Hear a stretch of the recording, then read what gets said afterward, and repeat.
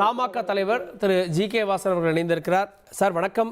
பிரதமருடைய இந்த வருகை அரசியல் முக்கியத்துவமாக பார்க்கப்படுகிறது. குறிப்பாக கூட்டணிகள்லாம் பேசப்பட்டு வரக்கூடிய நேரத்தில் கூட்டணியில் இதனால் டெவலப்மெண்ட் இருக்குன்னு நினைக்கிறீங்களா? உங்களுடைய பார்வை. பிரதமருடைய வருகை அகில இந்திய அளவிலே விவசாயம் சார்ந்த முக்கியத்துவம் வாய்ந்தது. விவசாயிக்கு நம்பிக்கை கொடுக்கின்ற ஒரு விஜயமாக தமிழகத்தினுடைய விஜயம் அமைய பெற்றிருக்கிறது. தேர்தல் இன்னும் 3 மாதங்களிலே நடைபெறுவதால் என்டிஏல தற்போதுள்ள ஒத்த கட்சியுடைய கூட்டணி தலைவர்கள் எல்லாம் பிரதமரை வரவேற்றோம். பீகார் தேர்தலுடைய வரலாற்று சிறப்புமிக்க வெற்றிக்கு அவர்களை வாழ்த்தினோம். தமிழகத்துடைய வருங்கால வளர்ச்சிக்கும் வெற்றிக்கும் அவர்கள் துணையேற்க வேண்டும் என்று கேட்டுக்கொண்டோம்.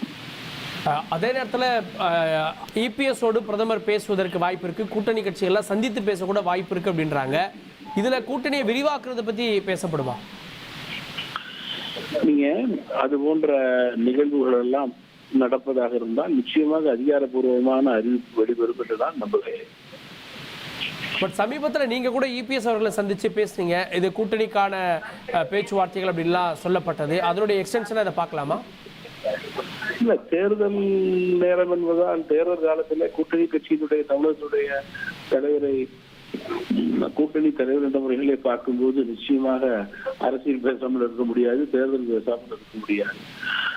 எங்களுடைய வெற்றி, அதனுடைய வியூகம், வருங்காலங்களிலே எங்களோடு வரப்போகும் கட்சிகள், அதனுடைய வியூகங்கள், அதனுடைய செயல்பாடு குறித்து எப்படி பேசாமல் இருந்தோம், நிச்சயமா பேசணும்.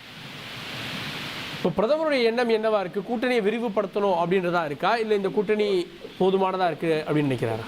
பிரதமர் நாங்கள் வரவேற்றோம். அதற்குத்தான் இன்றைக்கு நேரம் இருந்தது. பிரதமரை டெல்லியில நேரடியாக சந்திக்கும் போது தமிழகத்துடைய அரசியல் நிலை குறித்து பேசுவோம்.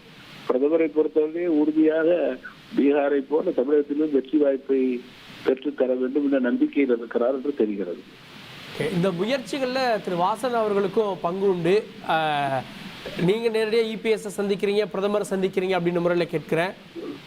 கூட்டணி விரிவுபடுத்தப்படுவதற்கான சூழல்கள் கணிந்து வரதா பாக்குறீங்களா? பிரம்மாண்ட கட்சி எல்லாம் கூட்டணி கட்சி, தமிழ் மாநில காங்கிரஸ் கட்சி, அதனுடைய தலைவர் காரணத்தினால் எனக்கு அந்த வாய்ப்பு இருக்கிறது. அதை நான் முழுமையாக பயன்படுத்திக் கொள்கிறேன்.